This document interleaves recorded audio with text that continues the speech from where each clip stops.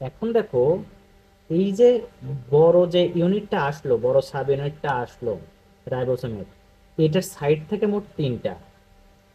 একটা হলো এ, একটা পি, আর একটা ই।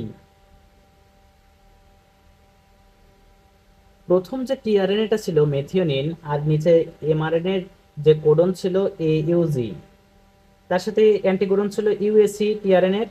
এবং সেই টিআরএনএ এর উপরে ছিল, মাথায় ছিল এই যে এইটা যদি ধরো এ, দেখো ইউ সি এ, সরি এটা স্টার্ট করুন না, যে টিআরএনএ তে ইউএসি আছে, সেই রকম একটা টিআরএনএ এসে তার মাথায় যুক্ত থাকে একটা মেথিওনিন অ্যামিনো অ্যাসিড, যেটা অবস্থান করে পি সাইডে। পি সাইডে ওইটার মাথায় অ্যামিনো অ্যাসিড